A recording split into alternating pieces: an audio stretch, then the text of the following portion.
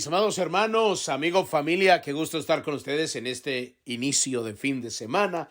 Aleluya, estamos agradecidos por el privilegio que Dios nos concede de poder amanecer vivos.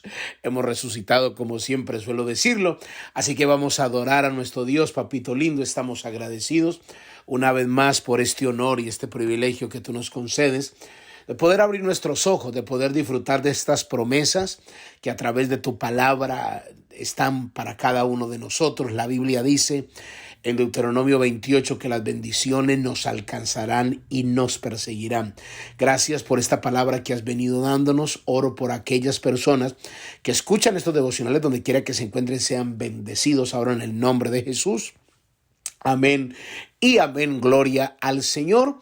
Queremos darle la bienvenida a aquellos hermanos que ingresaron, a aquellos amigos que ingresaron a los devocionales desde el corazón de Dios. Soy el pastor Fabio Castañeda, donde todos los días escucharás una palabra que yo estoy seguro que bendecirá mucho tu vida. Continuamos con la segunda parte de esta enseñanza que le titulamos Para el progreso del Evangelio, para el progreso del Evangelio. La base bíblica es el libro de Filipenses capítulo 1 y voy a leer solamente el versículo 12 y 13, porque es hasta el versículo 18 para ahorrar algunos segundos. Solamente voy a leer el versículo 12.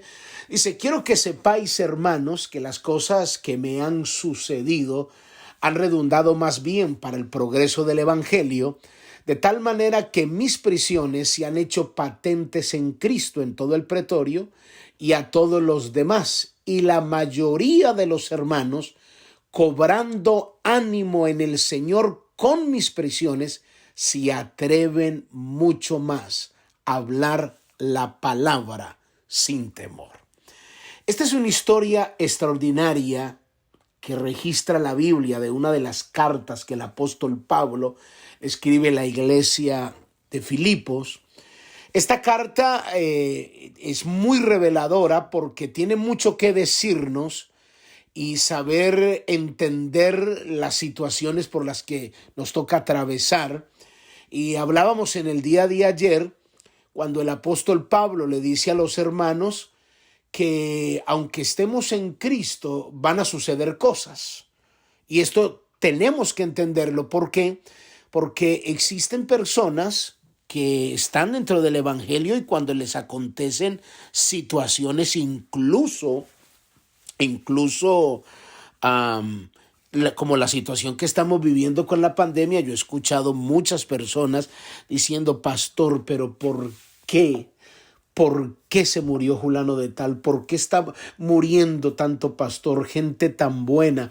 ¿Por qué está? Y bueno, y la gente comienza de alguna manera a culpar a Dios, unos culpar a Dios, otros desanimarse, como tratar de buscar un sentido del porqué de las cosas. Entonces, qué revelador que hay algo que usted y yo debemos entender. Y es que Dios desea que el Evangelio comience a ser avanzado, que haya un progreso en el anuncio de proclamar las buenas noticias independientemente de lo que nos acontezca a nosotros. Y se tiene que tener mucha revelación para poder entender esto, porque Pablo es un gran ejemplo a seguir, porque él enfrentó, y en el día de ayer yo le leí un texto de todas las cosas por las cuales, que está en 2 de Corintios del capítulo 11 del 22 a 33, de todas las cosas que Pablo vivió y que podía ser el escenario perfecto para no seguir predicando, para desmotivarse, como sucede en la vida de muchos hermanos, que les viene como ese bajón espiritual por situaciones que están enfrentando y de alguna manera comienzan a bajar la guardia. Pero sin embargo, el apóstol Pablo aprendió a vivir por encima de las circunstancias difíciles, porque había entendido que su enfoque era el progreso del Evangelio. Entonces, cuando usted y yo, igual que el apóstol Pablo, logramos entender esto, descubrimos que algo bien interesante es que Pablo no se quejaba de la situación a pesar de estar en prisión, a pesar de haber sido traicionado por hermanos, a pesar de haber sido, aguantó hambre, estuvo en naufragios, dudaron de su ministerio, de alguna manera lo amenazaron, lo golpearon, lo apedrearon, y no solo no se quejaba, ni cuestionaba a Dios, ni tampoco abandonó la fe en el Señor, sino que, escuche, el encarcelamiento de Pablo no solo alentó a los hermanos a seguir creyendo, sino que los motivó para seguir predicando. Y se lo muestro bíblicamente en el texto que leímos. Cuando él le dice en el versículo 12 a la iglesia: hermanos, las cosas que me han sucedido han redundado más bien para el progreso del evangelio. Yo imagino al apóstol Pablo diciéndole: mis hermanos, les tengo una noticia. ¿Saben qué? ¿Qué pasó, Pablo? Dinos. ¿Saliste libre de la cárcel? No. Mucho mejor. Les cuento que este encarcelamiento que yo tengo aquí ha sido una bendición enorme que yo hubiese caído preso, porque ha sido una explosión tan gloriosa aquí en la cárcel que el evangelio está siendo anunciado. Mira lo que dice el versículo 13. De tal manera que mis prisiones se han hecho patentes en Cristo. Escuche, en todo el pretorio y a todos los demás.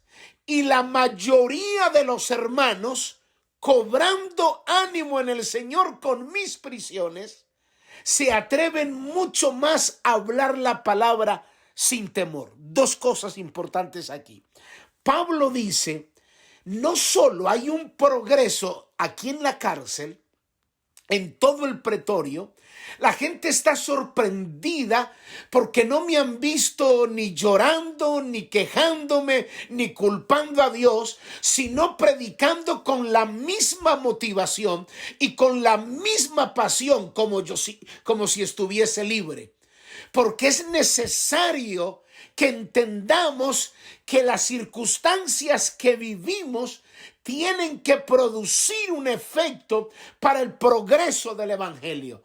No depende de lo que enfrentemos, el evangelio tiene que ser anunciado. Es más, no solo eso, sino que los hermanos que están afuera están animadísimos con mis prisiones. Oiga, eso es algo difícil de entender. O sea, uno puede preguntarse, ¿cómo es posible que el encarcelamiento del apóstol Pablo no solo alentó a los hermanos a seguir creyendo, sino que los motivó para seguir predicando? Y aquí es donde está lo revelador de la vida del reino de Dios. Cómo un sufrimiento y cómo las circunstancias difíciles de nuestra vida pueden convertirse en una fuente de ánimo para que muchos sigan adelante y otros se motiven a seguir predicando el evangelio. Viene a mi mente un ejemplo de la iglesia que estaba pastoreando hace algunos años ya en Massachusetts, que dejamos otra iglesia fundada ahí. Ahí quedó mi hermano Juan Castañeda, la primera oveja de la iglesia Rey de Reyes en Massachusetts. Ahí iba una hermana llamada, me voy a evitar omitir el nombre por ética ministerial. Esta hermana le dio cáncer. Y ustedes saben el cáncer, como oramos por ella, por la restauración, y ella, una fe increíble. Yo he tenido esa bendición de ser rodeado de ovejas y de mujeres y de hombres apasionados por la vida del reino.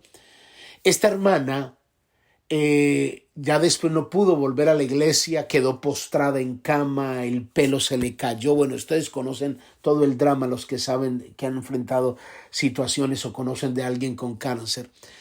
Algo sorprendente, ella literalmente todos los días se estaba muriendo. Entonces uno como pastor, uno no sabe, oramos, ayunamos, reprendimos y realmente no había experimentado ninguna sanidad. tenía medicinas, pero cuando llegábamos a visitarla, ella nos pedía, ayúdenme a parar, por favor, y se sentaba para atendernos y comenzaba ahí, llegábamos a la casa y la encontrábamos sin alientos, literalmente demacrada, y levantaba sus manitos. Ahora mismo, en este momento, la puedo ver, levantaba sus manitos delante de todos los hermanos que íbamos a visitarla, a orar por ella, y comenzaba a cantar. Tu fidelidad es grande, tu fidelidad incomparable, nadie como tú, y cante y cante. Entonces, nosotros íbamos supuestamente a darle ánimo, y el sufrimiento de ella antes nos alimentaba y nos nutría a nosotros. Entonces, aunque no había sido sana, ella misma en esa enfermedad era un milagro para nosotros, para los que estábamos ahí. Nos enviaba un mensaje diciendo: esta enfermedad, este sufrimiento que yo estoy teniendo, tiene que ser para el progreso del evangelio, que a pesar de que esté en cama, que a pesar que sé que voy a morir, voy a estar a la presencia de Dios, pero ustedes tienen que seguir creyendo, ustedes tienen que seguir predicando, ustedes tienen que seguir anunciando. Y salíamos realmente llorando, conmovidos, y decía: qué mujer, qué fe, qué entrega. Realmente ella ha creído, esta mujer ha creído plenamente. No depende de una enfermedad, no depende de las circunstancias. Es exactamente lo que Pablo está diciendo. Hermanos, les cuento que estas prisiones y que este encarcelamiento que he recibido, estos golpes que he recibido, esta humillación que he recibido, estos maltratos que he recibido, han redundado más bien para el progreso del evangelio. ¿Por qué? Porque la gente está viendo el testimonio, que a pesar de lo que enfrento, yo sigo creyendo, yo sigo amando. A pesar de que esté en esta circunstancia, yo sigo abrazando los valores y los principios del reino de Dios, porque esto que vivo tiene que ser para el progreso del evangelio. Por eso Pablo le decía: mis prisiones han sido una bendición, porque mis hermanos han cobrado ánimo y antes están predicando, así ellos mismos se han encarcelado. Ellos siguen predicando, ellos siguen anunciando, y esto hace que usted y yo entendamos que se trata de Dios, que se trata del reino de Dios, no de nosotros. Mañana continuamos. Padre, yo te doy gracias por tu amor. En el nombre de Jesús, amén y amén. Muy bien, mis amados hermanos, amigos, familia, cuídense mucho. Bendiciones. Bye bye.